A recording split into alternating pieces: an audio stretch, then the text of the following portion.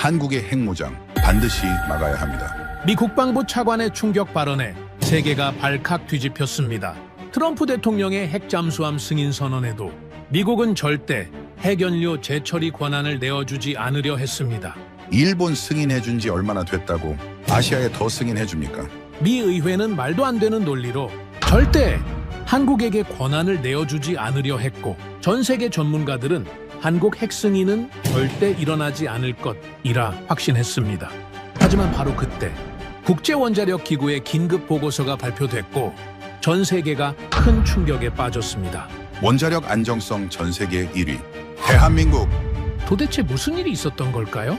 대한민국이 감추던 충격적인 기술력, 지금 시작합니다.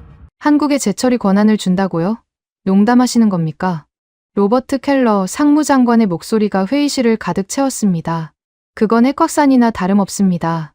2025년 10월 30일 백악관 서관 회의실. 한미 정상회담이 끝난 지 사흘째 되는 날이었죠. 저는 데이비드 리처드슨 국가안보회의 비확산 담당 수석 보좌관입니다. 30년간 핵무기가 퍼지는 것을 막는 일을 해왔어요. 켈러 장관이 테이블 위에 팩스 한 장을 내려놓았습니다. 합의문 초안에서 재처리 관련 표현은 모두 빼십시오. 한 문장도 남기지 마세요. 그런데 제 앞에 놓인 보고서가 말하는 숫자는 달랐습니다. 88%. 한국 동남부 원전 사용 후 연료 저장시설의 현재 포화율이었죠. 그래프 아래쪽에 빨간색으로 표시된 날짜가 눈에 들어왔습니다.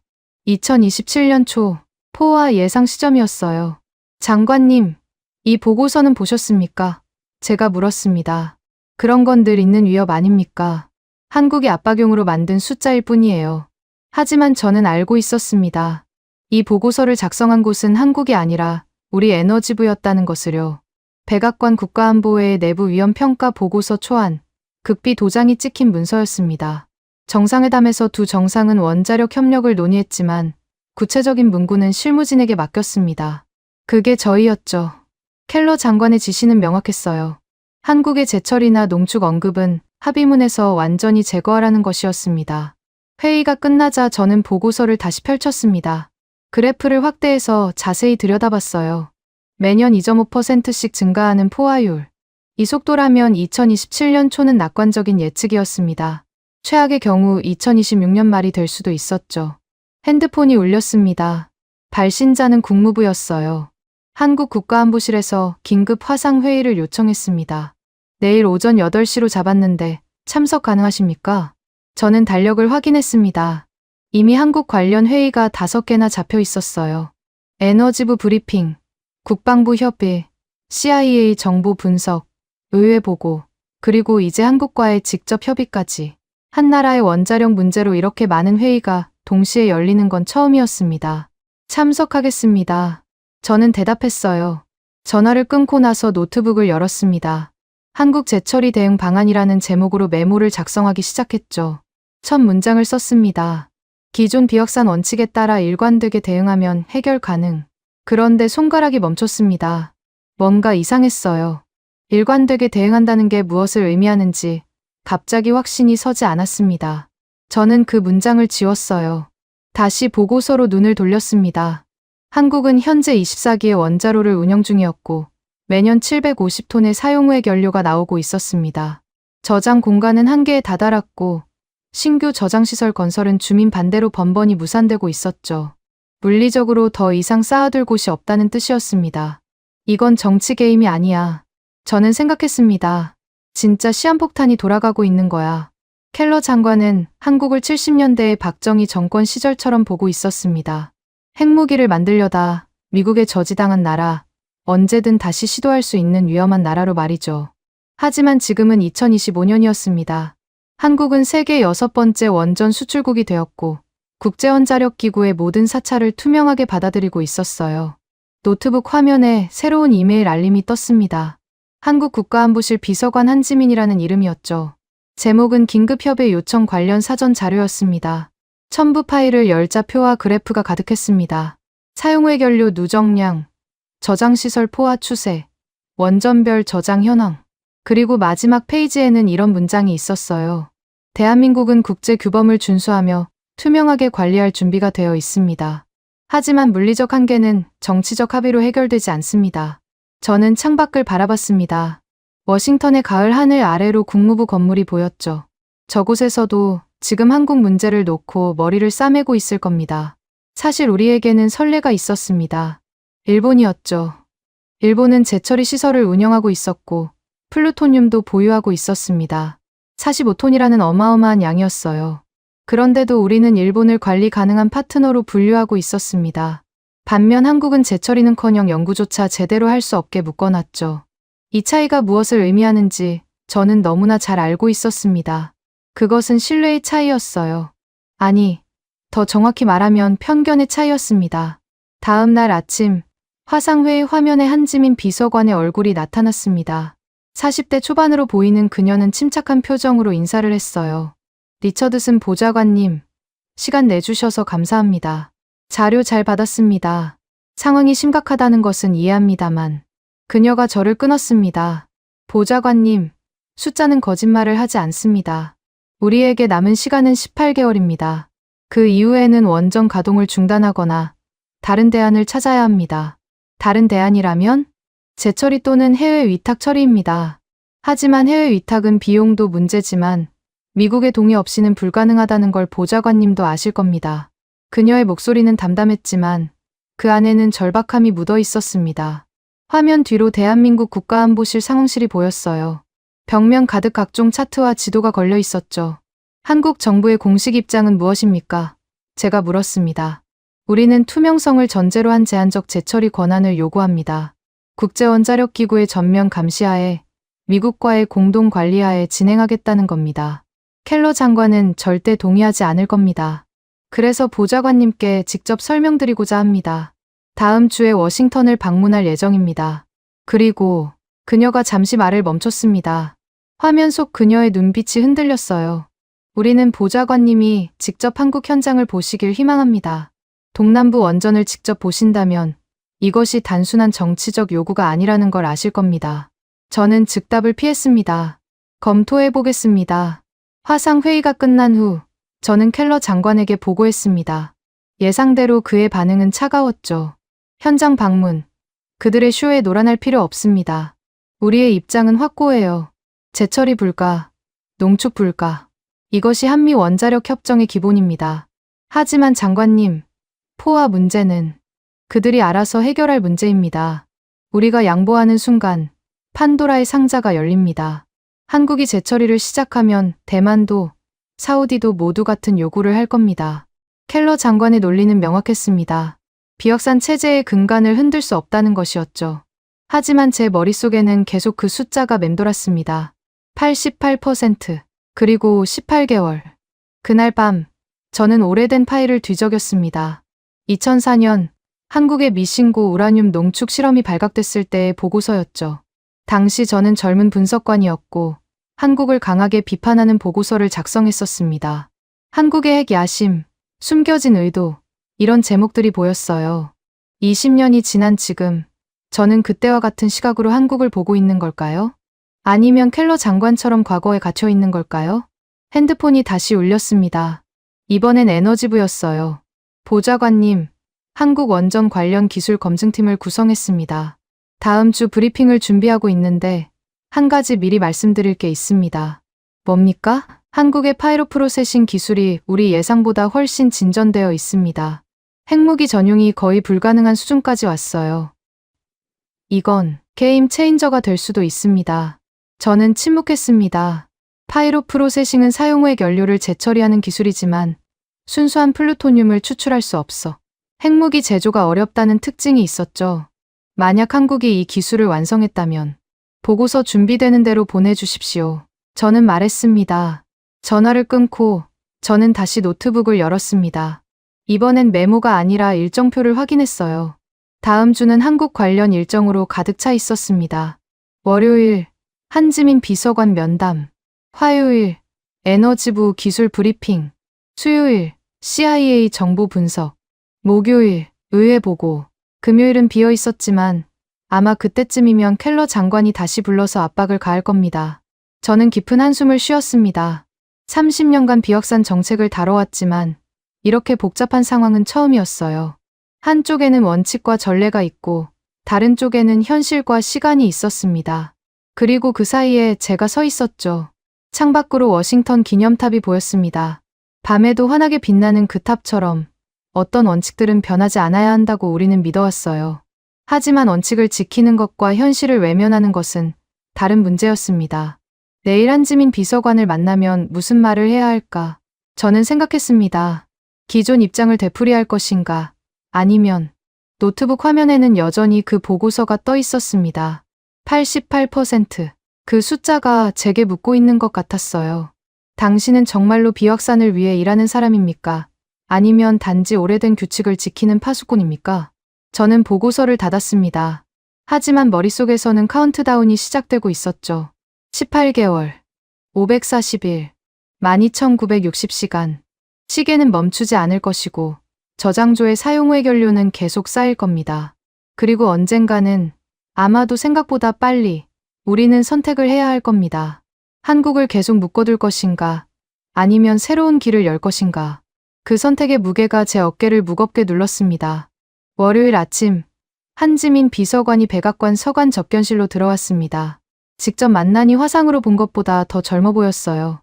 하지만 그녀가 들고 온 서류 가방의 무게가 말해주듯 그녀의 어깨에는 한국 2,500만 가구의 전력 문제가 달려 있었습니다. 커피 드시겠습니까? 제가 물었습니다. 감사합니다만 바로 본론으로 들어가도 될까요? 그녀가 테이블에 태블릿을 올려놓았습니다. 시간이 많지 않습니다. 화면에 표가 나타났습니다. 한국의 원전 24기가 생산하는 사용 해결료량, 저장 현황, 그리고 앞으로의 예측치였죠. 하지만 그녀가 다음으로 보여준 자료가 저를 멈추게 했습니다. 이건 핵추진 잠수함 프로그램의 연료 수요 예측입니다. 그녀가 설명했어요. 그리고 이건 소형 모듈 원자로 SMR의 연료 수요입니다. 보좌관님도 아시다시피 이 두 프로젝트는 미국이 적극 지원하고 있는 사업입니다. 저는 숫자를 다시 확인했습니다. 핵잠 한 척당 필요한 농축 우라늄, SMR 한 기당 연간 소비량. 이것들을 더하면 한국은 앞으로 더 많은 해결료를 필요로 하게 됩니다. 그런데 기존 연료도 처리할 수 없는 상황이었죠. 모순이라고 생각하지 않으십니까? 한지민이 물었습니다. 미국은 우리에게 더 많은 원자력 기술을 도입하라고 하면서 정작 연료 주기는 막고 있습니다. 그때 제 비서가 들어왔습니다. 보좌관님, 긴급 전달 문서입니다. 국제원자력기구 로고가 찍힌 봉투였어요. 저는 한지민에게 양해를 구하고 문서를 열었습니다. 첫 페이지에 이런 문장이 있었죠. 대한민국 원자력 시설 특별 사찰 결과 규범 위반 징후 없음. 투명성 및 협력 수준 최우수 등급. 저는 문서를 한지민에게 보여줬습니다. 그녀는 이미 알고 있다는 표정이었어요. 국제원자력기구는 우리를 신뢰합니다. 그녀가 말했습니다. 하지만 미국은 여전히 2004년의 시각에 갇혀 있죠. 그 사건은 20년 전 일입니다. 보좌관님. 그 이후 우리는 모든 사찰을 받아들였고 모든 데이터를 공개했습니다. 그런데도 일본은 45톤의 플루토늄을 보유할 수 있고 우리는 연구조차 제대로 할 수 없다는 게 공평합니까? 그녀의 목소리에는 감정이 실렸습니다. 분노라기보다는 답답함에 가까웠죠. 바로 그때 회의실 문이 열리며 켈러 장관이 들어왔습니다. 예정에 없던 방문이었어요. 한 비서관님이 오셨다고 들었습니다. 켈러가 말했습니다. 제 의견도 전달하고 싶어서요. 분위기가 급속히 차가워졌습니다. 켈러는 한지민 맞은편에 앉았어요. 비서관님, 솔직히 말씀드리죠. 켈러가 시작했습니다. 한국이 재처리를 시작하면 다음은 무엇입니까? 핵무기 개발 아닙니까? 장관님, 그건 70년대에도 그랬고 2004년에도 몰래 실험을 했죠. 역사는 반복됩니다. 한지민이 태블릿을 다시 켰습니다. 장관님, 이 데이터를 보십시오. 우리가 생산한 플루토늄은 0g입니다. 반면 일본은 다릅니다. 무엇이 다릅니까? 켈러가 잠시 말을 멈췄습니다. 그리고는 이렇게 말했죠. 일본은 우리의 오랜 동맹입니다. 한국도 70년간 동맹이었습니다. 한지민이 받아쳤어요. 한국전쟁, 베트남전, 이라크전, 아프간전. 우리가 피를 흘리지 않은 곳이 있습니까? 긴장감이 고조되자 제가 개입했습니다. 두 분 모두 타당한 지적입니다. 하지만 우리는 현실적인 해결책을 찾아야 합니다. 켈러가 저를 쏘아봤습니다. 리처드슨, 당신의 입장은 명확해야 합니다. 비확산이 우선입니까? 아니면 한국의 편의가 우선입니까? 비확산이 우선입니다. 제가 대답했어요. 하지만 비확산과 현실적 관리는 별개가 아닙니다. 켈러가 자리에서 일어났습니다. 이 논의는 여기서 끝입니다. 합의문에서 재처리 관련 내용은 모두 삭제하십시오. 이것은 지시입니다. 그가 나간 후 한지민과 저는 잠시 침묵했습니다. 보좌관님은 어떻게 생각하십니까? 그녀가 물었어요. 저는 국제원자력기구 문서를 다시 펼쳤습니다. 규범 위반 징후 없음이라는 문장이 선명했죠. 그리고 켈러의 말이 머릿속에서 맴돌았습니다. 일본은 다릅니다. 저도 아직은 모르겠습니다. 제가 솔직히 말했어요. 하지만 한 가지는 분명합니다. 시간이 우리 편은 아니라는 것이죠. 한지민이 가방을 챙기며 일어났습니다. 다음 주에 한국으로 오십시오. 직접 보시면 달라질 겁니다. 그녀가 나간 후 저는 홀로 회의실에 남았습니다. 테이블 위에는 3개의 문서가 놓여 있었어요. 한국이 가져온 데이터, 국제원자력기구의 평가서, 그리고 켈러가 남긴 메모. 재처리 절대 불가라고 적혀 있었죠. 오후에 에너지부 브리핑이 있었습니다. 젊은 분석관이 프레젠테이션을 시작했어요. 한국의 파이로프로세싱 기술을 분석한 결과입니다. 순수 플루토늄 추출이 사실상 불가능한 구조입니다. 핵무기 전용 가능성은 극히 낮습니다. 극히 낮다는 것과 불가능은 다릅니다. 제가 지적했습니다. 맞습니다. 하지만 현재 일본이 보유한 플루토늄으로 핵무기를 만들 가능성과 비교하면 그는 말을 멈췄습니다. 비교 자체가 금기시되는 주제였으니까요. 브리핑이 끝나고 저는 분석관을 따로 불렀습니다. 솔직한 의견을 듣고 싶습니다. 기술적으로만 봤을 때 그가 주위를 둘러본 후 조용히 말했어요. 한국의 접근 방식이 오히려 더 안전합니다. 완전히 투명하고 기술적으로도 핵무기 제조가 어렵습니다. 반면 일본의 플루토늄은 이미 무기급입니다.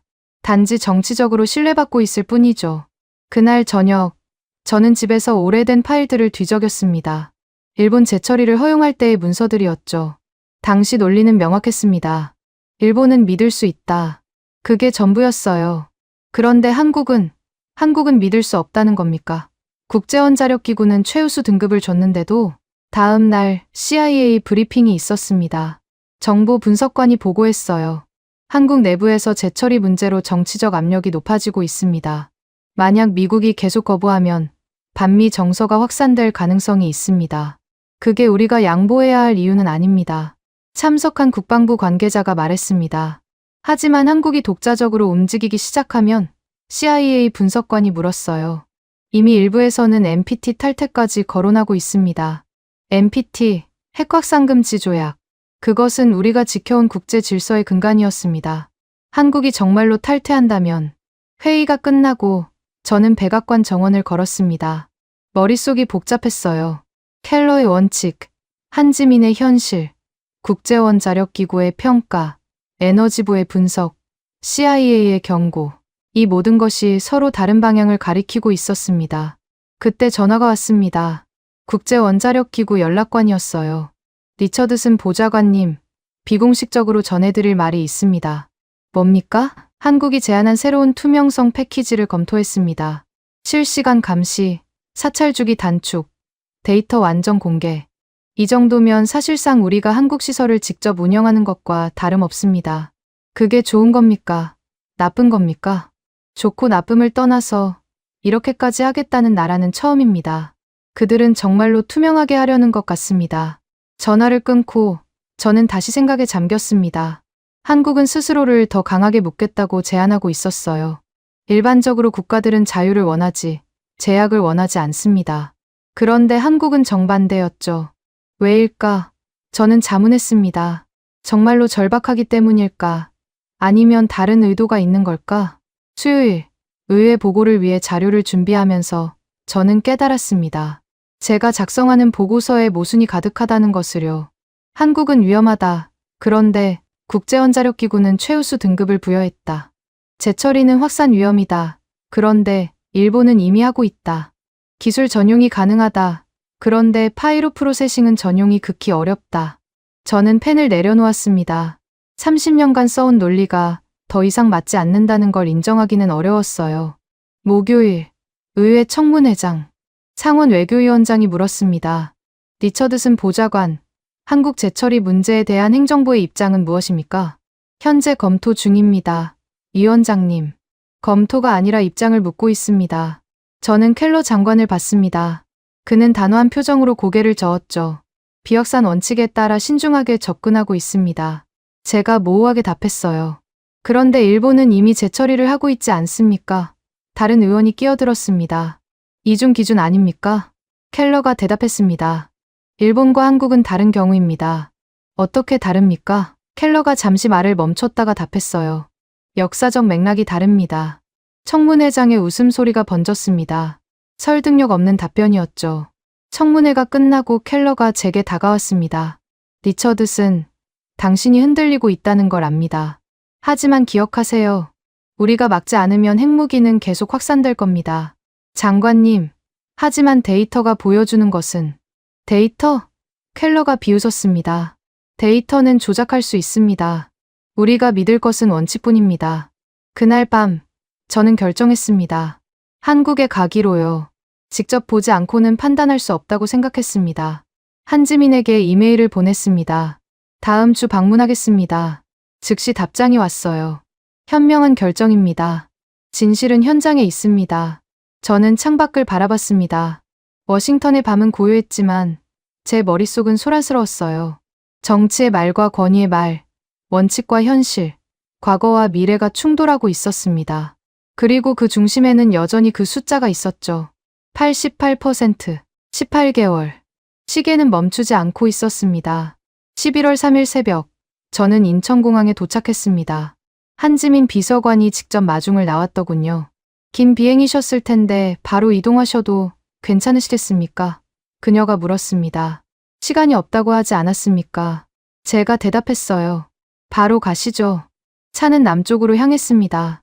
고속도로를 달리는 내내 창밖으로 원전 관련 시설들이 보였어요. 송전탑, 변전소, 그리고 멀리 보이는 원자로 돔. 한국의 전력 시스템이 얼마나 원자력에 의존하고 있는지 실감할 수 있었습니다.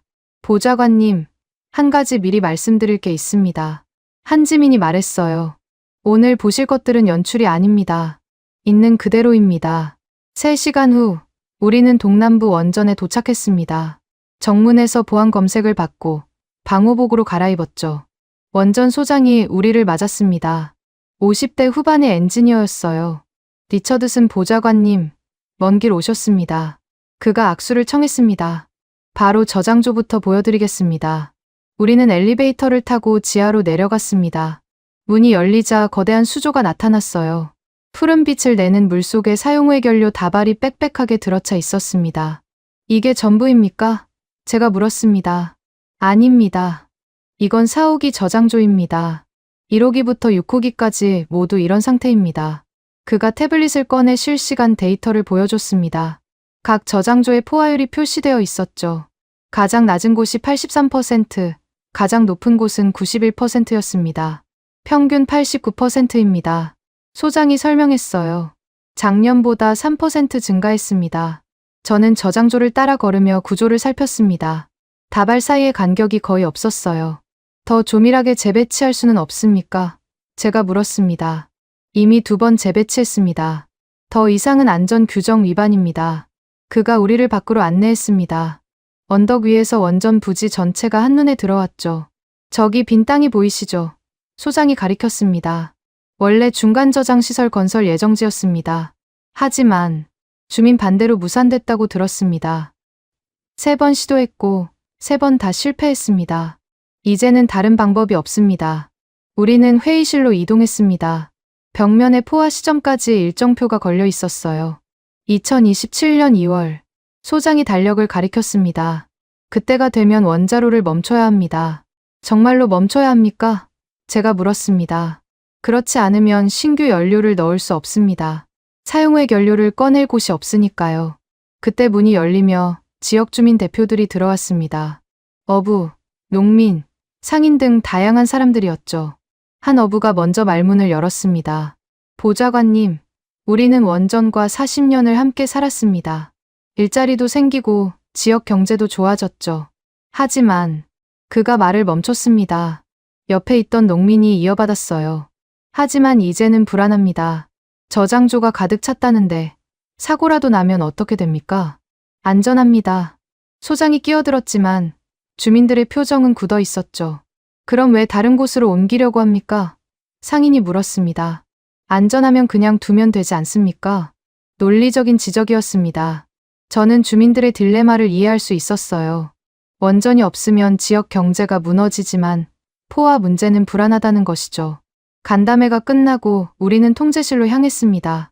그곳에는 국제원자력기구 상주 인력이 있었어요. 인도 출신의 검사관이었습니다. 리처드슨 보좌관님, 제가 매일 보는 데이터를 공유하겠습니다. 그가 모니터를 가리켰어요. 화면에는 각종 수치가 실시간으로 표시되고 있었습니다. 온도, 방사선량, 중성자 플럭스, 그리고 저장조 수위까지. 모든 데이터는 빈 본부로 실시간 전송됩니다. 검사관이 설명했어요. 한국은 우리가 감시하는 국가 중 가장 투명합니다. 그런데도 재처리는 안 된다는 겁니까? 한지민이 물었습니다. 검사관이 조심스럽게 대답했어요. 그건 기술적 문제가 아니라 정치적 결정입니다. 저는 로그 기록을 살펴봤습니다. 지난 1년간 단 한 건의 이상 신호도 없었어요. 완벽한 운영이었죠. 소장이 우리를 다른 건물로 안내했습니다. 연구동이었어요. 젊은 연구원들이 시뮬레이션을 돌리고 있었습니다. 무엇을 연구하는 겁니까? 제가 물었습니다. 건식 재처리, 파이로 프로세싱입니다. 연구원이 대답했어요. 하지만 실제 실험은 할 수 없습니다. 협정 위반이니까요. 화면에 시뮬레이션 결과가 나타났습니다.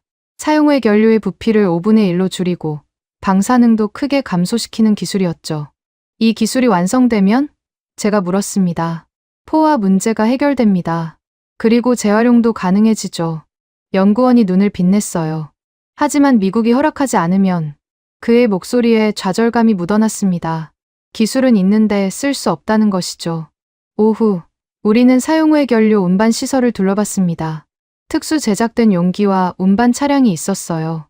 이것으로 해외로 보낼 수도 있습니까? 제가 물었습니다. 기술적으로는 가능합니다. 소장이 답했어요. 하지만 역시 미국의 동의가 필요합니다. 그리고 비용도 그가 계산기를 두드렸습니다. 톤당 200만 달러. 연간 750톤이면 15억 달러입니다. 천문학적인 금액이었죠. 그것도 매년 반복되는 해가 지고 있었습니다. 우리는 원전 옥상에 올라갔어요. 저 멀리 바다가 보였고 반대편으로는 마을의 불빛이 보였습니다.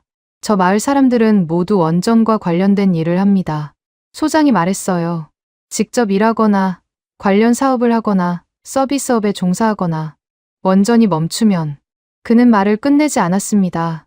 하지만 저는 알 수 있었어요. 한 지역 전체가 무너진다는 것을. 저녁 숙소로 돌아가는 차 안에서 한지민이 물었습니다. 어떻게 보셨습니까? 저는 한참을 생각하다 답했습니다. 생각보다 심각합니다. 이제 아시겠습니까? 이건 핵확산 문제가 아닙니다. 생존의 문제입니다. 그녀의 말이 맞았습니다. 제가 본 것은 추상적인 위험이 아니라 구체적인 현실이었어요. 빽빽한 저장조, 불안한 주민들, 좌절한 연구원들, 그리고 다가오는 시한. 내일은 다른 원전도 보시겠습니까? 그녀가 물었습니다. 아니요. 충분합니다. 제가 말했어요. 워싱턴으로 돌아가야 합니다. 사실 더 볼 필요가 없었습니다. 이미 답은 나와 있었으니까요. 문제는 그 답을 어떻게 설득하느냐는 것이었죠. 숙소에 도착해 저는 노트북을 열었습니다. 보고서를 작성하기 시작했어요. 동남부 원전 현장 실사 결과 포화율 89% 확인. 2027년 2월 포화 예상. 대안 없이는 가동 중단 불가피.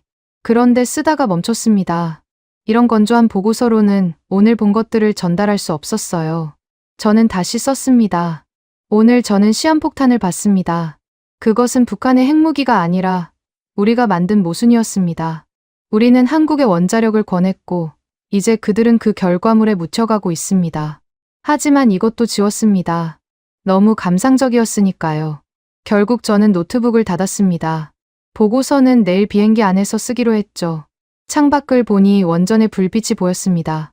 밤에도 쉬지 않고 전기를 생산하고 있었어요. 그리고 쉬지 않고 사용 후의 연료를 만들어내고 있었죠. 15개월. 저는 중얼거렸습니다. 아니, 이제 14개월 반.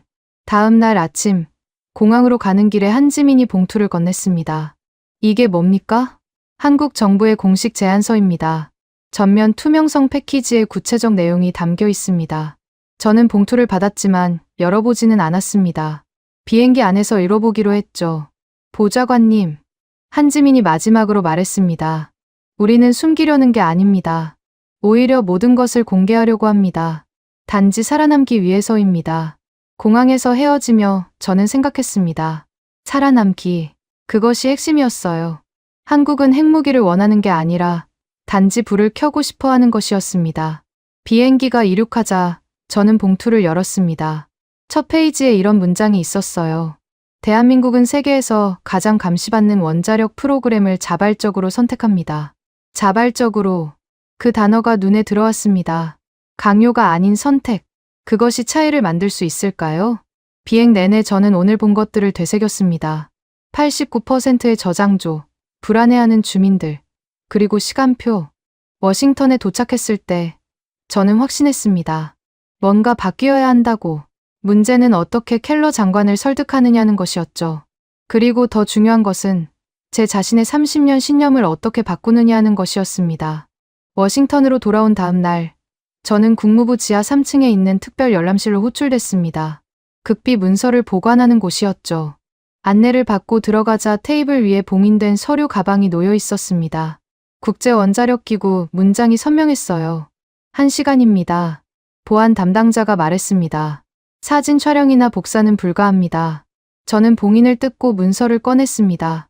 표지에 적힌 제목이 눈에 들어왔죠. 대한민국 원자력 프로그램 종합평가 보고서 2025년 특별 정밀 분석. 첫 페이지를 넘기자 요약문이 있었습니다.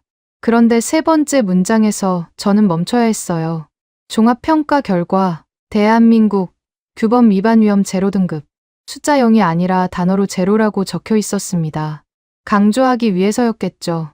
저는 본문을 읽어 내려갔습니다. 200페이지가 넘는 분량이었지만 핵심은 명확했어요.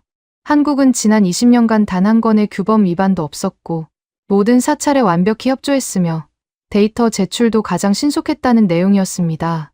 특히 눈에 띄는 부분이 있었습니다. 한국의 투명성 수준은 조사 대상 31개국 중 1위, 자발적 정보 공개 항목 수는 의무사항의 3배를 초과. 3배, 요구하지도 않은 정보까지 스스로 공개하고 있다는 뜻이었죠. 보고서 중간쯤에 비교 분석표가 있었습니다. 각국의 투명성과 위험도를 매트릭스로 표시한 것이었어요. 한국은 오른쪽 상단, 즉 최고 투명성, 최저 위험 영역에 있었습니다. 그런데 일본은 중간 지점에 있었어요. 투명성도 중간, 위험도도 중간. 물론 여전히 관리 가능 영역이었지만 한국보다는 낮은 평가였습니다. 문서 마지막 부분에 평가단장의 개인 의견이 첨부되어 있었습니다. 20년 전 사건 이후 한국이 보여준 개선은 전례가 없는 수준이다. 오히려 과도할 정도로 규범을 준수하고 있으며 이는 때로 비효율을 초래하기도 한다. 기술적 관점에서 한국에 대한 현재의 제약은 재고될 필요가 있다. 저는 문서를 덮고 잠시 생각에 잠겼습니다. 국제원자력기구는 유엔 산하기관입니다. 그들의 평가는 국제사회의 공식 입장이나 다름없죠. 그런데 미국은 이와 정반대의 정책을 고수하고 있었습니다. 열람 시간이 끝나고 밖으로 나오자 에너지부의 젊은 분석관이 기다리고 있었습니다. 지난번 브리핑을 했던 그 직원이었죠. 보좌관님, 잠시 시간 되십니까? 그가 물었습니다. 우리는 근처 카페로 갔습니다. 그가 노트북을 열었어요. 제가 독자적으로 분석한 자료입니다. 공식 보고서에는 넣을 수 없었던 내용이죠. 화면에 그래프가 나타났습니다. X축은 시간, Y축은 포화율이었어. 이대로 가면 한국은 언제쯤? 제가 물었습니다. 2027년 2월이 공식 예측입니다. 하지만 변수를 조금만 조정하면 2026년 10월이 될 수도 있습니다. 변수라면? 여름 전력 수요 증가로 원전 가동률이 올라가면 사용 후의 연료도 더 빨리 나옵니다. 그가 다른 파일을 열었습니다. 각국의 플루토늄 보유량 비교표였어요. 보좌관님, 이 숫자들을 보십시오. 일본 45톤, 영국 120톤, 프랑스 60톤. 그런데 한국은 0톤이겠죠. 맞습니다. 그런데 우리는 한국만 위험하다고 합니다. 논리적이지 않습니다. 그의 말에는 젊은 과학자의 답답함이 묻어났습니다. 데이터와 정책이 일치하지 않는 것에 대한 불만이었죠. 보좌관님, 한 가지 더 있습니다. 그가 목소리를 낮췄어요. 한국이 제안한 전면 투명성 패키지를 기술적으로 검토했습니다. 만약 이게 실행되면 한국은 세계에서 가장 감시받는 원자력 프로그램을 갖게 됩니다. 자발적으로요. 저는 커피를 한 모금 마셨습니다. 쓴맛이 입안에 퍼졌죠. 왜 그렇게까지 하려는 걸까요? 제가 물었습니다. 생존이죠. 그가 단호하게 답했어요. 포화되면 원전이 멈추고 원전이 멈추면 경제가 무너집니다. 한국에게는 선택지가 없습니다. 카페를 나와 백악관으로 돌아오는 길에 켈러 장관의 전화가 왔습니다. 리처드슨, 지금 어디 있습니까? 백악관으로 가는 중입니다. 제 사무실로 오십시오. 지금 즉시. 전화가 끊겼습니다. 목소리에 분노가 묻어 있었어요. 상무부 장관실에 들어서자 켈러가 서류를 흔들고 있었습니다.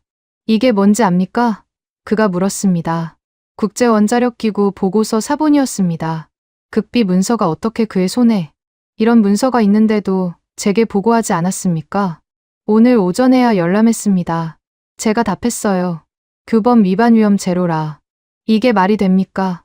한국이에요. 한국. 켈러가 책상을 쳤습니다. 서류가 바닥으로 떨어졌죠. 장관님, 하지만 이건 국제기구의 공식 평가입니다. 국제기구, 켈러가 비웃었어요. 그들이 뭘 압니까? 현장에서 몇 번 둘러보고 작성한 보고서일 뿐입니다. 저도 현장을 봤습니다. 한국에 직접 가서. 그래서 설득당한 겁니까? 켈러가 날카롭게 물었어요. 30년간 지켜온 원칙을 며칠 만에 버리는 겁니까? 저는 잠시 말을 멈췄다가 답했습니다. 원칙은 현실을 위해 존재하는 것 아닙니까? 궤변입니다. 켈러가 소리쳤어요. 원칙은 원칙입니다. 한국의 재처리를 허용하는 순간 비확산 체제는 무너집니다. 하지만 일본은 또 일본입니까? 켈러가 짜증을 냈어요. 일본은 우리가 통제할 수 있습니다. 하지만 한국은 그들은 언제든 돌변할 수 있습니다. 무슨 근거로 그런 말씀을. 역사가 근거입니다. 켈러가 책상 서랍에서 오래된 파일을 꺼냈어요. 70년대, 2004년, 그리고 그들의 미사일 개발. 모두 비밀리에 진행됐습니다. 파일을 펼치자 낡은 사진들이 나왔습니다. 옛날 한국의 비밀 시설 사진이었죠. 하지만 그것은 20년, 30년 전 이야기였습니다. 장관님, 제가 조심스럽게 말했어요. 지금은 2025년입니다. 한국은 변했습니다. 나라는 변하지 않습니다. 리처드슨. 켈러가 차갑게 말했어요. 본성은 그대로입니다. 그때 비서가 들어왔습니다. 장관님, 국가안보회의가 30분 후입니다. 켈러가 일어서며 말했습니다. 리처드슨, 오늘 회의에서 당신이 뭐라고 할지 압니다. 하지만 기억하세요. 제가 최종 결정권자입니다. 합의문에서 재처리 관련 내용은 모두 뺄 겁니다. 그가 나가고 저는 홀로 남았습니다. 바닥에 떨어진 서류들을 주우면서 생각했어요. 이게 정말 비확산을 위한 것일까? 아니면 오래된 편견을 위한 것일까?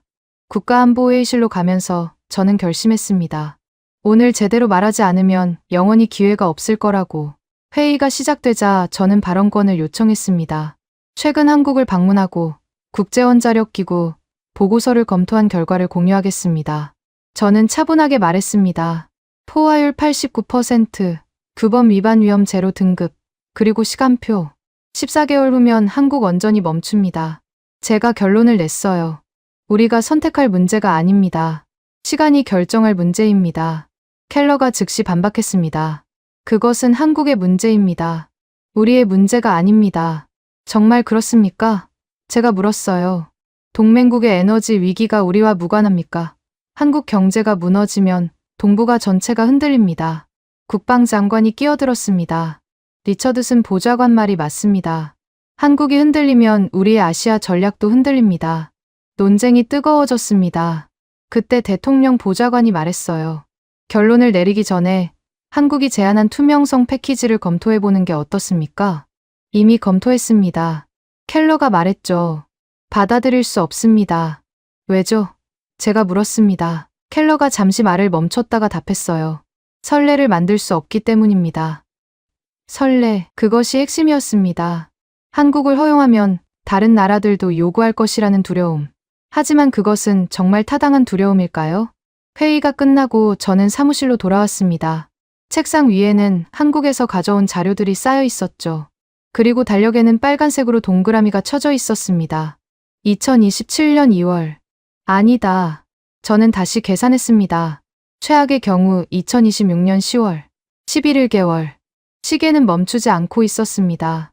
11월 9일 아침, 에너지부 본관 대강당이 가득 찼습니다. 한국 관련 기술 평가 보고서 발표가 있는 날이었죠. 정부 관계자들뿐 아니라 의회 스태프들도 왔고, 심지어 언론사 몇 곳도 있었습니다. 단상에 오른 에너지부 검증팀장은 40대 중반의 핵공학자였습니다. MIT 출신으로 파이로 프로세싱 분야의 권위자였죠. 오늘 발표할 내용은 한국의 사용후의 연료 처리 기술에 대한 종합평가입니다. 그가 시작했어요. 결론부터 말씀드리면 우리의 예상을 크게 뛰어넘는 수준입니다. 스크린의 첫 번째 슬라이드가 나타났습니다. 파이로 프로세싱 공정도였죠. 한국이 개발한 파이로 프로세싱 기술의 실험 성공률은 92%입니다. 그가 레이저 포인터로 가리켰어요. 이는 미국 아르곤 연구소의 87%보다 높은 수치입니다. 청중이 술렁거렸습니다. 미국보다 앞섰다는 건 충격적인 소식이었으니까요. 더 중요한 것은 안전성입니다. 팀장이 계속했어요. 이 기술로는 순수한 플루토늄을 추출할 수 없습니다. 항상 다른 악티나이드와 섞여 있어 핵무기 제조가 극도로 어렵습니다. 켈러 장관이 손을 들었습니다. 극도로 어렵다는 것과 불가능은 다릅니다. 맞습니다. 장관님. 팀장이 답했어요. 하지만 현재 일본이 보유한 순수 플루토늄과 비교하면 핵무기 전용 가능성은 100분의 1 수준입니다. 다음 슬라이드로 넘어갔습니다. 소형 모듈 원자로 SMR 관련 내용이었죠. 한국은 SMR 개발에서도 앞서 있습니다. 이미 설계 인증을 받았고 수출 협상도 진행 중입니다. 문제는 연료 공급입니다. 그래프가 나타났습니다. SMR 한 기당 연간 연료 수요량이었어요. 향후 20년간 한국이 국내외에 건설할 SMR은 약 40기로 예상됩니다. 이들의 연료 수요를 충족하려면 그가 계산 결과를 보여줬습니다. 막대한 양의 농축 우라늄이 필요했죠. 그런데 한국은 농축도 못하고 재처리도 못합니다. 팀장이 말했어요. 기술은 있는데 연료가 없는 상황입니다. 이게 합리적입니까? 켈러가 다시 끼어들었습니다. 그것과 재처리 허용은 별개 문제입니다. 정말 그렇습니까? 팀장이 반문했어요. 그럼 다음 자료를 보시죠. 핵추진 잠수함 프로그램이 화면에 나타났습니다. 한국은 핵추진 잠수함 3척 건조를 계획하고 있습니다. 미국이 기술 지원을 약속했죠. 하지만 연료는 또 다른 계산이 나왔습니다. 잠수함 한 척당 필요한 고농축 우라늄의 양이었어요. 이 연료를 어디서 구합니까? 미국이 공급합니까? 그럼 NPT 위반입니다. 한국이 자체 생산합니까? 현재는 불가능합니다. 팀장이 잠시 말을 멈췄다가 핵심을 찔렀습니다. 우리는 한국에게 모순된 요구를 하고 있습니다. 원자력을 확대하라면서 연료 주기는 막고 핵잠을 만들라면서 연료는 주지 않고 SMR을 수출하라면서 연료 공급은 금지하고 있습니다. 그때 문이 열리며 한지민 비서관이 들어왔습니다. 워싱턴을 다시 방문한 것이었죠. 그녀는 조용히 뒷자리에 앉았습니다. 팀장이 마지막 슬라이드를 보여줬습니다. 결론입니다. 한국의 원자력 기술은 안전하고 신뢰할 수 있으며 핵무기 전용 가능성은 극히 낮습니다. 기술적 관점에서 현재의 제약은 재검토되어야 합니다. 발표가 끝나자 질의응답이 시작됐습니다. 그래도 선례를 만들면 누군가 말했어요. 선례는 이미 있습니다. 팀장이 답했죠. 일본입니다. 일본과 한국은 다릅니다. 기술적으로 무엇이 다릅니까? 팀장이 되물었어요. 오히려 한국이 더 투명하고 안전합니다. 토론이 뜨거워지자 사회자가 개입했습니다. 한국 측 발표를 들어보겠습니다. 한지민이 단상으로 올라갔습니다. 그녀는 USB를 꽂고 프레젠테이션을 시작했어요. 전면 투명성 패키지를 설명드리겠습니다. 그녀가 말했습니다. 이것은 우리의 약속이자 결단입니다. 첫 화면에 항목들이 나타났습니다. 첫째, 실시간 원격 감시. 모든 시설에 카메라와 센서를 설치하고 IAEA와 미국이 24시간 모니터링합니다. 다음 슬라이드로 넘어갔습니다. 둘째, 사찰 주기 단축. 현재 연사회에서 월 1회로 늘립니다. 비용은 한국이 부담합니다. 청중이 놀라는 표정이었습니다. 월 1회 사찰은 전례가 없었으니까요. 셋째, 데이터 완전 공개. 모든 운영 데이터를 실시간으로 공개합니다. 온도, 압력, 중성자 플럭스, 화학 조성까지. 켈러가 물었습니다. 그렇게까지 할 필요가 있습니까? 필요가 아니라 선택입니다. 한지민이 답했어요. 우리는 숨길 것이 없다는 걸 증명하려 합니다. 그녀가 다음 자료를 보여줬습니다. 한국 연구진의 명단이었죠. 2004년 사건에 연루됐던 연구진입니다. 그들은 20년간 오명을 짊어졌습니다. 이제는 그들의 명예를 회복시켜주고 싶습니다. 사진 속 연구진들은 나이가 들어 보였습니다. 한때 젊은 과학자였던 그들이 이제는 백발이 되어 있었죠. 그들은 실수를 했습니다. 한지민이 인정했어요. 하지만 20년간 단 한 번도 규범을 어기지 않았습니다. 언제까지 과거에 묶어둘 겁니까? 저는 가슴이 뜨끔했습니다. 2004년, 제가 그들을 비판하는 보고서를 쓴 사람이었으니까요. 한지민이 마지막 슬라이드를 보여줬습니다. 포와 시계였죠. 실시간으로 시간이 줄어들고 있었습니다. 지금 이 순간에도 시계는 돌아갑니다. 그녀가 말했어요. 남은 시간은 13개월 20일입니다. 정확히는 410일과 8시간입니다. 발표가 끝나고 휴식 시간에 저는 한지민에게 다가갔습니다. 인상적인 발표였습니다. 제가 말했어요. 진심이었습니다. 그녀가 답했죠. 보좌관님, 질문이 있습니다. 뭡니까? 2004년에 한국을 비판한 보고서를 쓰신 분이 보좌관님이라고 들었습니다. 맞습니까? 저는 잠시 망설였다가 고개를 끄덕였습니다. 그때는 그게 옳다고 생각했습니다. 제가 말했어요. 지금은요? 지금은 모르겠습니다. 그녀가 서류 가방에서 낡은 보고서를 꺼냈습니다. 제가 20년 전에 쓴 것이었죠. 이 보고서 때문에 많은 과학자가 경력을 포기했습니다. 그녀가 말했어요. 해외 학회에도 못 가고 공동 연구도 거부당했습니다. 죄책감이 밀려왔습니다. 저는 그저 보고서를 썼을 뿐이지만 그것이 사람들의 인생을 바꿨다는 걸 이제야 실감했어요. 오후 회의에서 에너지부 팀장이 추가 브리핑을 했습니다. 오전에 미처 말씀드리지 못한 게 있습니다. 그가 새로운 자료를 보여줬어요. 한국의 기술이 실제로 적용되면 어떻게 될까요? 시뮬레이션 결과가 화면에 나타났습니다. 파이로 프로세싱으로 사용 후의 연료를 처리하면 부피가 5분의 1로 줍니다. 방사능 수준도 1000분의 1로 감소합니다. 그 말은 누군가 물었어요. 포화 문제가 해결된다는 뜻입니다. 그리고 최소 50년은 더 저장할 수 있습니다. 켈러가 일어섰습니다. 그래도 안 됩니다. 재처리는 재처리입니다. 장관님, 팀장이 말했어요. 기술적 사실을 정치적으로 왜곡하지 마십시오. 분위기가 얼어붙었습니다. 공무원이 장관에게 이렇게 말하는 건 이례적이었으니까요. 켈러가 붉어진 얼굴로 말했습니다. 당신은 기술만 봅니다. 하지만 저는 안보를 봅니다. 안보요? 팀장이 받아쳤어요. 동맹국이 에너지 위기로 무너지는 게 안보에 도움이 됩니까? 두 사람의 대립이 격해지자 저는 중재에 나섰습니다. 모두 옳은 말씀입니다. 제가 말했어요. 하지만 우리는 현실적 해법을 찾아야 합니다. 그때 제 휴대전화가 울렸습니다. 국제원자력기구였어요. 리처드슨 보좌관님, 긴급 소식입니다. 한국 정부가 공식적으로 전면 투명성 패키지를 IAEA에 제출했습니다. 그게 무슨, 스스로 더 강한 감시를 받겠다는 겁니다. 전례가 없는 일입니다. 전화를 끊고 저는 모두에게 이 소식을 전했습니다. 한지민이 말했습니다. 우리는 행동으로 보여드리고 있습니다. 말이 아니라. 켈러조차 잠시 말문이 막혔습니다. 어떤 나라가 스스로 감시를 강화해달라고 요청하겠습니까? 회의가 끝난 후 저는 사무실에서 2개의 보고서를 펼쳐놓았습니다. 하나는 제가 20년 전에 쓴 한국 비판 보고서, 다른 하나는 오늘 발표된 기술 평가 보고서였죠. 20년 전 보고서의 한 문장이 눈에 들어왔습니다. 한국의 비밀 실험은 핵무장 의도를 명백히 보여준다. 이들은 영원히 감시받아야 할 대상이다. 저는 펜을 들어 그 문장 옆에 메모를 했습니다. 내가 틀렸다. 그들은 감시받기를 스스로 선택했다. 그때 또 다른 전화가 왔습니다. CIA였어요. 보좌관님, 일본 측 반응입니다. 한국이 재처리를 허용받으면 자신들의 플루토늄 프로그램도 확대하겠다고 합니다. 아이러니했습니다. 이미 45톤을 가진 나라가 더 원한다니. 저는 창밖을 봤습니다. 해가 지고 있었어요. 워싱턴의 하늘이 붉게 물들었죠. 무엇이 진짜 위험일까? 저는 자문했습니다. 기술일까? 의도일까? 아니면 우리의 편견일까? 책상 위에 달력을 봤습니다.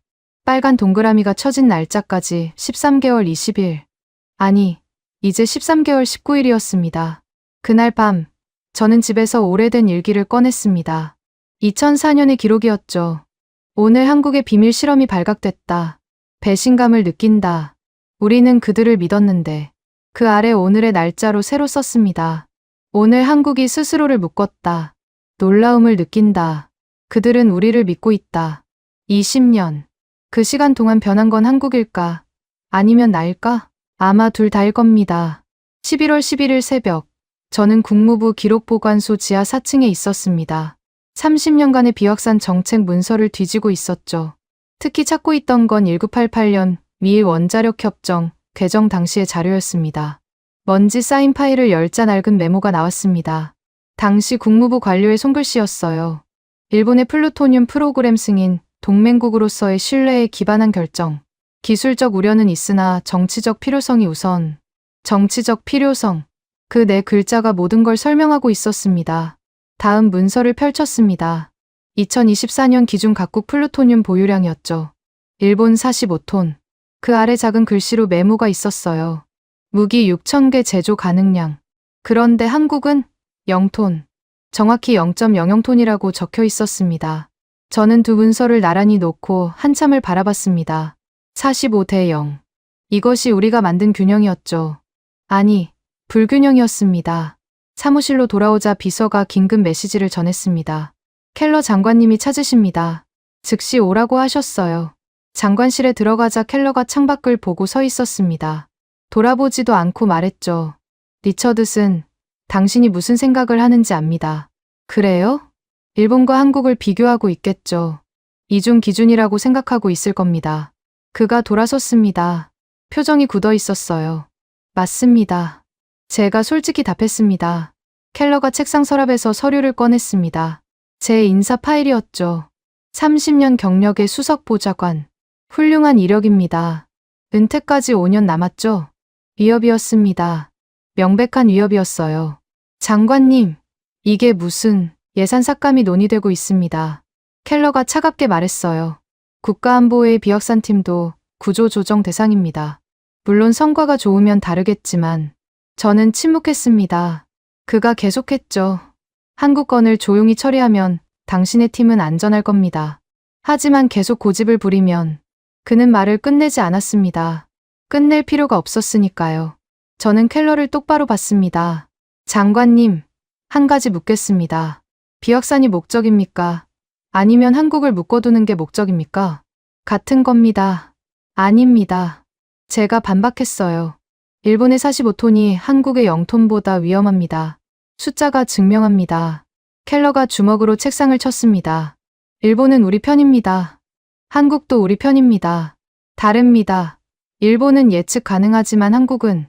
그가 말을 멈췄습니다. 스스로도 논리가 약하다는 걸 아는 듯했어요. 장관실을 나와 저는 곧장 국가안보회의 상황실로 갔습니다. 그곳에서 급히 자료를 요청했죠. 각국의 핵물질 전용 시나리오 분석이 필요합니다. 2시간 후 보고서가 왔습니다. 충격적인 내용이었어요. 일본이 보유한 플루토늄으로 핵무기를 제조할 경우 소요 시간 3개월. 한국이 파이로 프로세싱으로 추출한 물질로 제조할 경우 2년 이상 기술적으로 극히 어려움. 저는 이 자료를 들고 다시 계산을 시작했습니다. 진짜 위험은 무엇인가? 누가 더 빨리 핵무기를 만들 수 있는가? 답은 명백했습니다. 그런데 우리는 정반대의 정책을 펴고 있었죠. 그날 오후 비공식 모임이 있었습니다. 국방부, CIA, 에너지부의 실무자들이 모였어요. 모두 알고 계시죠? CIA 분석관이 말했습니다. 현재 정책의 모순을. 하지만 바꿀 수 없습니다. 국방부 대령이 답했어요. 정치적으로 불가능합니다. 왜죠? 에너지부 직원이 물었습니다. 30년간 유지해온 정책을 뒤집는다. 그건 우리가 틀렸다고 인정하는 겁니다. 바로 그것이었습니다. 체면. 우리는 체면 때문에 비합리적인 정책을 유지하고 있었어요. 저는 조용히 말했습니다. 하지만 이제는 바꿔야 할 때가 아닐까요? 모두가 저를 봤습니다. 리처드슨 보좌관님, 그게 가능하다고 생각하십니까? CIA 분석관이 물었어요. 모르겠습니다. 하지만 시도는 해봐야죠. 그날 밤, 저는 집에서 새로운 전략 문서를 작성하기 시작했습니다. 제목은 21세기 비확산 전략 차단에서 관리로였죠. 핵심 논지는 이랬습니다. 무조건 막는 것보다 투명하게 관리하는 것이 더 안전하다. 한국처럼 스스로 감시를 받겠다고 나서는 나라는 오히려 포용해야 한다. 쓰다가 멈췄습니다. 이것은 제 30년 신념을 뒤집는 일이었으니까요. 창밖을 보니 보름달이 떠 있었습니다. 밝은 달빛이 방안을 비췄죠. 달도 변한다. 저는 생각했습니다. 초승달에서 보름달로. 그런데 정책은 왜 변하지 않는가? 다시 펜을 들었습니다. 한국의 전면 투명성 패키지는 새로운 모델이 될 수 있다. 다른 나라들도 이 방식을 따른다면 우리는 더 안전한 세상을 만들 수 있다. 쓰면서도 의구심이 들었습니다. 정말 이게 맞는 길일까? 그때 전화가 울렸습니다. 국제원자력기구 연락관이었어요. 보좌관님, 내일 비공개 브리핑이 있습니다. 한국 관련 새로운 평가입니다. 어떤 내용입니까? 한국 모델을 다른 나라에도 적용할 수 있는지 검토한 결과입니다. 참고로 매우 긍정적입니다. 전화를 끊고 저는 확신이 들었습니다. 제가 가는 길이 맞다고. 다음 날 국가안보회의 전체 회의가 열렸습니다. 대통령 안보보좌관이 주재했죠. 오늘 안건은 한국 재처리 문제입니다. 그가 시작했어요. 리처드슨 보좌관, 브리핑 부탁합니다. 저는 일어섰습니다. 켈러가 날카로운 시선으로 저를 봤지만 저는 개의치 않았어요. 지난 30년간 우리는 차단 전략을 써왔습니다. 제가 말했죠. 하지만 이제는 관리 전략으로 전환해야 합니다. 스크린에 제 프레젠테이션이 나타났습니다. 현재 일본은 45톤의 플루토늄을 보유하고 있습니다. 한국은 0톤입니다. 그런데 우리는 한국만 위험하다고 합니다. 이것이 논리적입니까? 켈러가 끼어들었습니다. 그것은 단순 비교입니다. 그럼 복잡하게 비교해보죠. 제가 받아쳤어요. 다음 슬라이드를 보여줬습니다. 전용 시나리오 분석이었죠. 일본이 핵무기를 만들려면 3개월, 한국이 파이로 프로세싱 물질로 만들려면 2년 이상. 누가 더 위험합니까? 회의실이 조용해졌습니다. 대통령 안보보좌관이 물었습니다. 그래서 보좌관의 제안은? 한국의 제안을 받아들이는 겁니다. 제가 답했어요. 전면 투명성을 조건으로 제한적 재처리를 허용하는 겁니다. 그게 선례가 되면, 켈러가 말했지만 저는 끊었습니다. 좋은 선례가 될 겁니다. 투명성을 높이면 더 많은 권한을 준다. 이것이 진정한 비확산입니다. 격론이 벌어졌습니다. 찬성과 반대가 갈렸죠. 그때 국방장관이 결정적인 한마디를 했습니다. 한국이 에너지 위기로 무너지면 우리의 아시아 전략도 무너집니다. 그것이 진짜 안보 위협입니다. 회의는 결론 없이 끝났습니다. 하지만 분위기가 바뀌고 있다는 걸 느낄 수 있었어요. 회의 후 켈러가 저를 불렀습니다. 리처드슨, 당신이 무엇을 하는지 알고 있습니까? 네, 압니다. 제가 답했어요. 올바른 일을 하고 있습니다. 당신의 경력이 끝날 수도 있습니다. 그렇다면 그것도 받아들이겠습니다. 켈러는 한참 저를 노려보다가 말했습니다. 후회할 겁니다. 그가 떠난 후 저는 혼자 회의실에 남았습니다. 벽에 걸린 세계 지도를 봤습니다. 한국과 일본이 나란히 있었죠. 같은 동맹, 다른 대우. 이제는 바꿔야 한다. 저는 결심했습니다. 그날 저녁 한지민에게서 이메일이 왔습니다. 보좌관님의 용기에 감사드립니다. 한국 국민을 대표해서 저는 답장을 썼습니다. 용기가 아닙니다. 늦은 깨달음입니다. 보내고 나서 달력을 봤습니다. 13개월 열흘 남았습니다.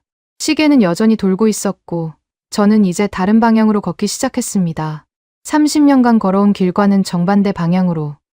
제 시도 11월 13일 오전 9시 빈 국제원자력기구 본부 대강당에는 150개국 대표단과 언론인들이 모여 있었습니다. 오늘은 특별 브리핑이 예정된 날이었죠. 저는 워싱턴에서 화상으로 참관하고 있었습니다.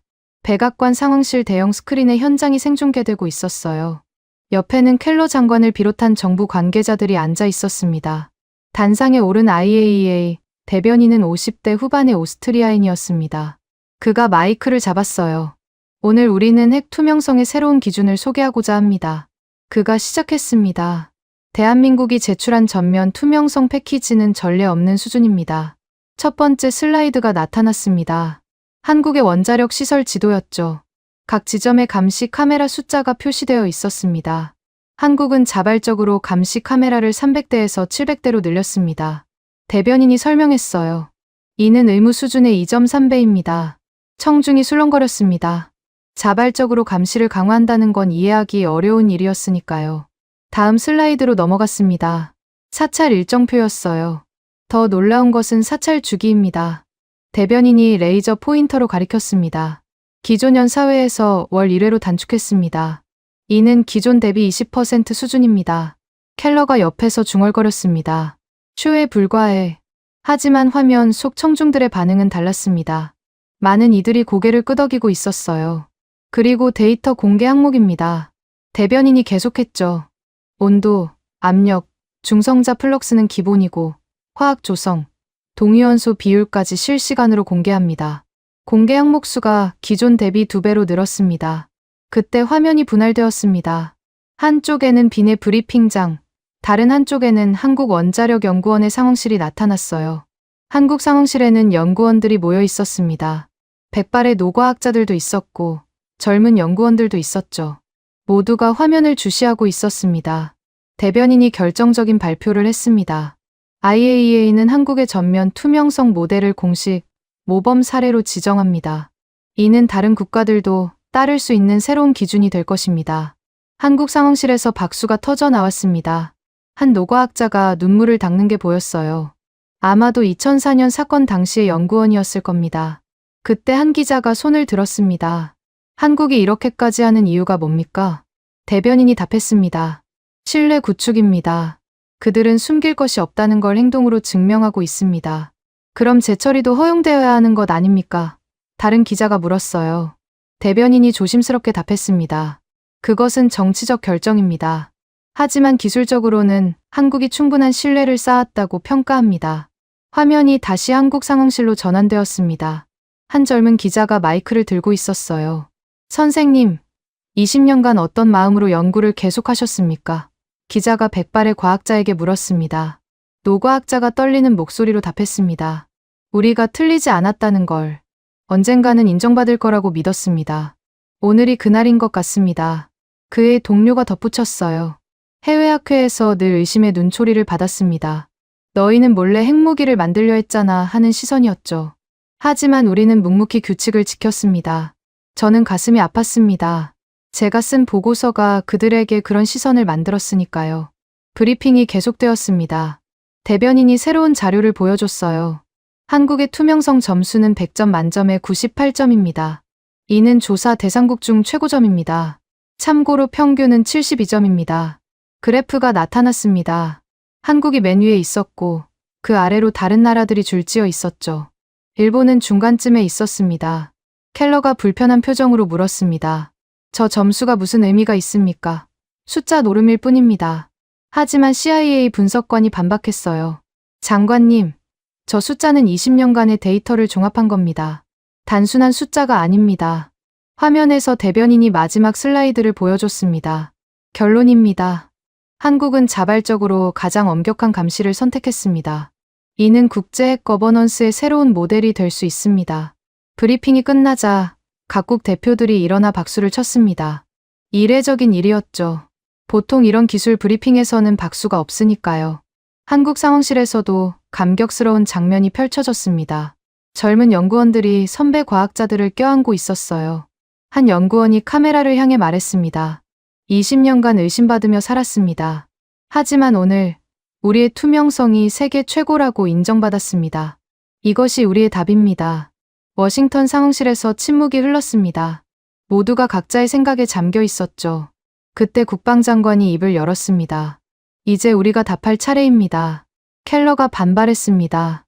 무슨 답을 한단 말입니까? 재처리를 허용하자고요. 최소한 검토는 해야 하지 않겠습니까? 국방장관이 답했어요. 동맹국이 이 정도로 노력하는데 저는 조용히 말했습니다. 숫자가 모든 걸 말해줍니다. 98점 대 72점. 20% 단축. 2배 증가. 이것이 한국의 진심입니다. 그날 오후 언론 보도가 쏟아졌습니다. 한국, 세계에서 가장 투명한 원자력 프로그램 인증. 자발적 감시 강화, 핵 거버넌스의 새 모델, 한국의 도전, 일본도 주목. 특히 뉴욕타임스의 사설이 인상적이었습니다. 한국은 의심을 투명성으로 답했다. 이제 미국이 답할 차례다. 저녁, 저는 한지민에게서 전화를 받았습니다. 보좌관님, 보셨습니까? 그녀의 목소리에 감격이 묻어났어요. 네, 봤습니다. 축하합니다. 아직 끝난 게 아닙니다.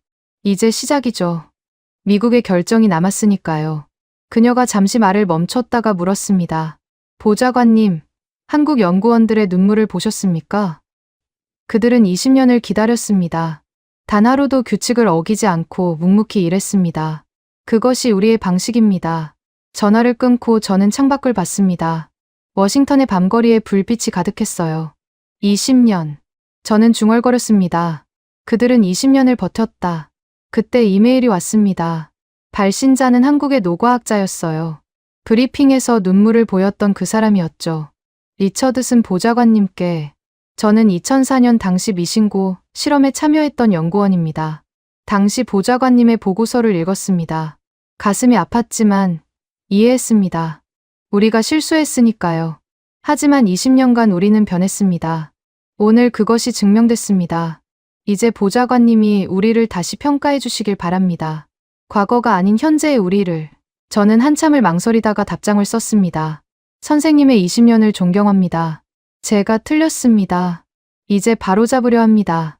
보내고 나서 저는 내일 있을 최종 회의를 준비했습니다. 이제 결정을 내려야 할 때였어요. 책상 위에 자료를 정리하면서 생각했습니다. 숫자는 거짓말하지 않는다. 98점, 20%, 2배, 그리고 20년. 그 숫자들 뒤에는 사람이 있었습니다. 묵묵히 버틴 사람들이, 의심을 받으면서도 규칙을 지킨 사람들이. 오늘 그들이 눈물로 보여준 것은 단순한 감정이 아니었어요. 그것은 20년 인내의 결실이었습니다. 저는 달력을 봤습니다. 13개월 8일. 내일이면 한미공동 발표가 있을 예정이었습니다. 한국의 운명이, 그리고 어쩌면 제 운명도 결정될 날이었죠. 할 수 있는 건 다 했다. 저는 생각했습니다. 이제 결정만 남았다. 밤은 깊어가고 있었지만 저는 잠들 수 없었습니다. 내일의 무게가 너무 무거웠으니까요. 11월 14일 오전 6시, 저는 백악관 서관 회의실에 홀로 앉아 있었습니다. 2시간 후면 한미 공동 발표가 있을 예정이었죠. 제 앞에는 합의문 최종 초안이 놓여 있었습니다. 세 번째 단락, 두 번째 문장. 거기에 빈칸이 있었어요. 켈러 장관이 끝까지 삭제를 고집했던 그 부분이었습니다. 저는 펜을 들었습니다. 그리고 천천히 썼어요. 양국은 국제 규범과 IAEA의 전면 감시를 전제로 대한민국의 제한적 우라늄 농축 및 사용 후 결료 재처리 절차를 단계적으로 지지한다. 쓰고 나서 한참을 바라봤습니다. 단 한 문장. 하지만 그것은 50년 만에 바뀌는 정책이었죠. 문이 열리며 켈러가 들어왔습니다. 그의 표정은 굳어 있었어요. 그 문장을 넣었습니까? 그가 물었습니다. 켈러가 한숨을 쉬었습니다. 어젯밤 대통령실에서 전화가 왔습니다. 국방장관과 에너지 장관이 당신을 지지한다고 하더군요. 그래서요? 저도 더 이상 반대할 수 없습니다. 그가 의자에 앉았어요. 하지만 조건이 있습니다. 켈러가 문서를 꺼냈습니다. 추가 조건들이 적혀 있었죠. 매월 검증, 분기별 보고, 연간 재평가. 이 모든 조건을 한국이 받아들인다면 저도 서명하겠습니다.